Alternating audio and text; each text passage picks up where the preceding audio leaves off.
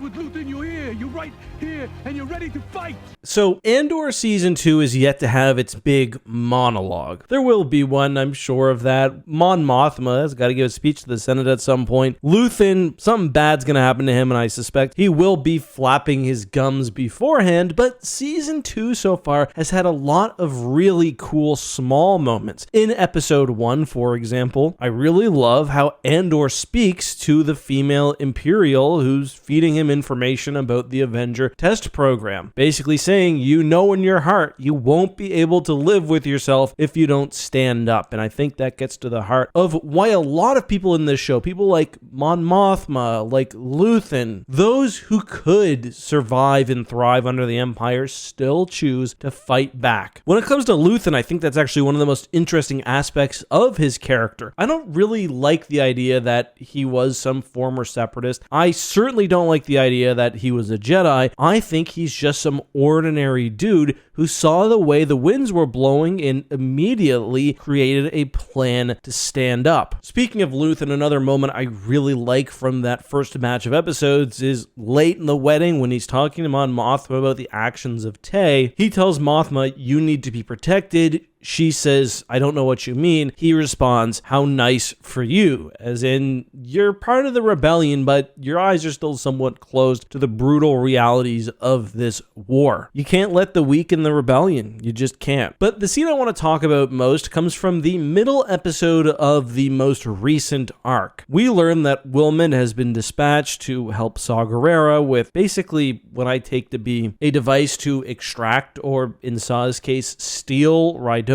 And we see Saw slowly chipping away at basically the defenses Wilman has put up, which to this point have stopped him from fully embracing Saw's almost nihilistic rebellion. I say nihilistic, that's probably not exactly true. It's more suicidal. And I was rewatching Rogue One today as well, and it's interesting how the different parts of the rebellion, the different arms of the rebellion operate. Before the battle at Scarif, we see senators and other rebellion higher-ups not willing to commit to an attack on the planet because it would be suicide. Here, we have Saw talking to Wilman and saying, basically, live now because we are not meant to survive this war.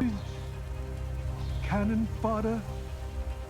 We'll all be dead before the Republic is back, and yet, here we are.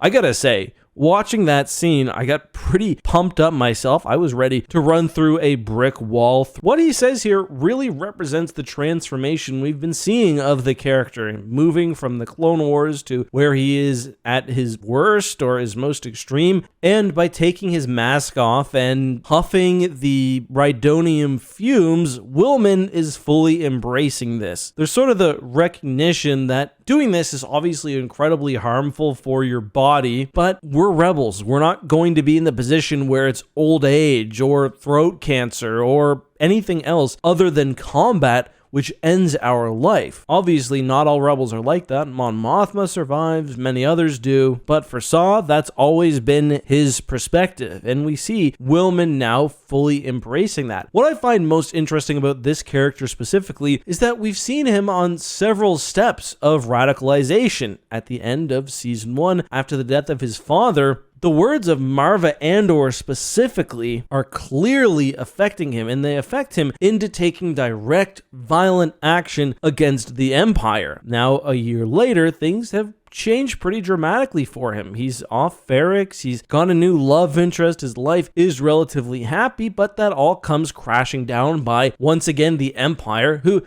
don't even realize necessarily that he's a rebel. They're just cracking down on him because they can, because they have power and he doesn't. Cut 1 year later, he's matured as evidenced by his appearance. He's kind of in limbo, and Saw's given him that push to fully embrace the fatalistic rebellion, which will undoubtedly see him dead just to take another shot at destroying the Imperial machine. All of that, of course, while Forrest Whitaker is just absolutely losing it. Boy, that's freedom calling. Let it in. Let it run. Let it run wild.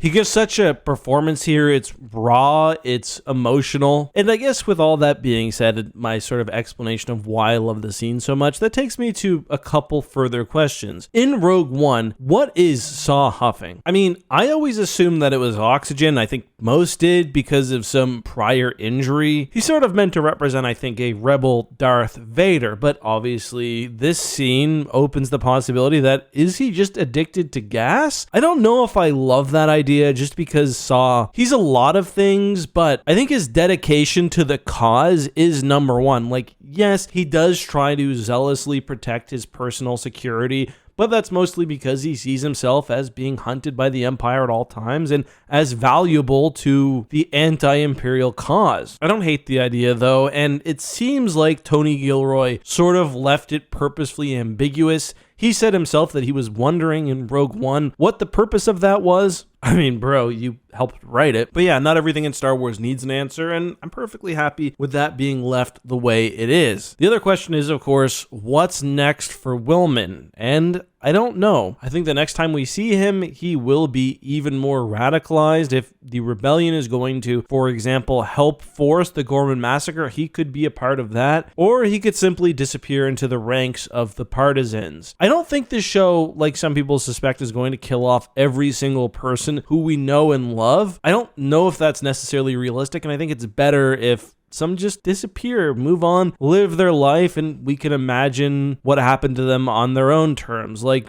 I don't think Vel, for example, needs to even appear after the last arc. But again, those are just my thoughts. Because this episode is running a little short, I will end with a quick hashtag AskEck question. You can leave yours down below. All right, so today's question comes from Kiwi Man, who says, can you explain how this ship functions in this timestamp? And he's referring to the Rebel GR-75. And the GR-75 quite simply is just a cargo ship, or at least that's how it's ordinarily used and how it was used at Hoth. I always took the little geometry underneath the main shell to be like storage compartments and cargo loaded directly onto the ship itself. I don't know if we've ever had a GR-75 cross section. Actually, I just checked, we have, and they called them cargo modules. The bigger question is, why are they always in combat? Because Scarif, Andor, you see GR-75s in battle, and not only in cases where the Empire takes the rebels unexpected, like at Hoth. Like, why would GR-75s be brought to Scarif if they're just cargo ships? Well, I talked about that in one of my first videos on the channel, or in my first year, and I think most likely GR-75s were repurposed for a variety of duties. You can smack some light laser cannons on them, and they can help screen against starfighters. You can fill them with explosives and ram them into things. I think at Scarif, perhaps some of them may have had extra troops to land on the surface of the planet. But yeah, the rebels were so desperate. I think any ship that they had, even if ungainly and meant for transporting cargo, they'd put guns on. But yeah, that's my answer. That's the video. Hope you guys enjoyed, and